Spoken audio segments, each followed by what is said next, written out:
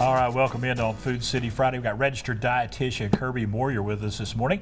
And May is Celiac Disease Awareness Month. And this celiac disease affects about 1 in 100 people nationwide. Yeah, a lot more than people would expect. And it's interesting, we're actually seeing an increase in people diagnosed with celiac disease. It's grown about 7% per year over the last decade. Right. Now, part of that, I think, is we have better testing. We're able to kind of get people diagnosed a little bit easier.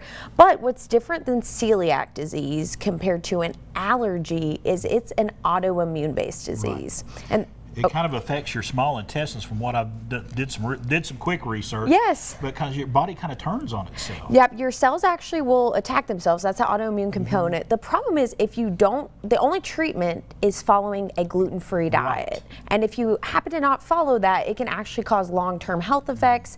So we want to help people. It can be a little tricky to follow that diet. Luckily, there's a lot more choices of them than there were, 10, 15 years ago, but raising some awareness about how to shop a little bit healthier for that gluten-free. We're going to kind of break it down by meal. Yeah. We're going to start with breakfast. Yes. Okay, because Food City offers some great gluten-free options when it comes to breakfast. Yes, and when we think about what is gluten, gluten is found in wheat, barley, and rye, and it is the protein component. So the problem that we find is that when we remove the gluten in products, we tend to remove some of the structure. Right. So we're going to find options. We'll start over here with like our waffle example. Okay. So these are a Vans gluten-free waffle, and they're going to be made from a potato flour. They're also going to be adding in a little bit of fiber. You'll see on the front there, it's going to say 21 whole grains per serving. That's because it technically can contain other grains that are whole grains that do not contain wheat. I got you. Yep, and you'll notice on the front, it says big words there. It's like gluten-free. I love this, especially for kids in the morning. If you have children that are following a gluten-free diet,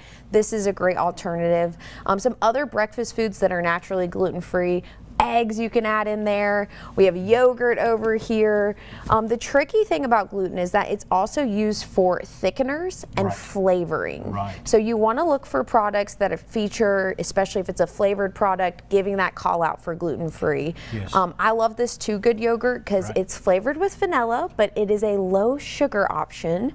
And you might kind of used it for a little parfait there. Yeah, a little parfait. And this is another brand. This is Kind granola. So again, granola is oftentimes going to be made from maybe rolled oats. It might have some nuts. It might have some seeds in there. So a lot of granolas actually are gluten-free, but I'm going to keep bringing it up. It's the flavoring and the texturing component. You've got to read those labels. We can't stress that enough. Cannot stress that enough. And I will say at Food City, we use our Pickwell program. So we tag anything that doesn't contain gluten in the ingredient line. But if you follow celiac disease protocols, you might want to look for those certified gluten-free products, and that's what we're highlighting kind of here today. All right, and you got some other options over here, and you got some great options as well when it comes to sweet treats and cheese and things of that nature. So this is an alternative, and I love these. Like preacher cookies or no-bake cookies.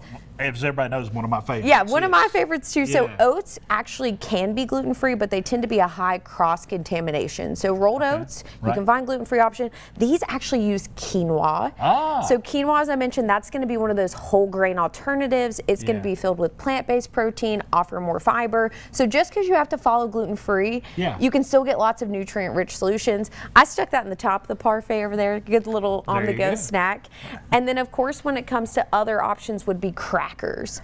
So that's a really crackers, breads. We're going to talk about pastas in a minute. People need alternatives. These are two of my favorites. Both are going to be seed-based. Yes. So you'll see flaxseed in them. These are actually made from sweet potatoes, which is kind of fun. And then they're still going to offer that flavor and that crunch. And I paired it with a gluten-free hummus today to kind of get, again, more fiber in at snack time. We're going to come back here in just a little while and continue this discussion on gluten-free with Kirby here. And if you want to find out anything about these products right here, please go to foodcity.com/Pickwell.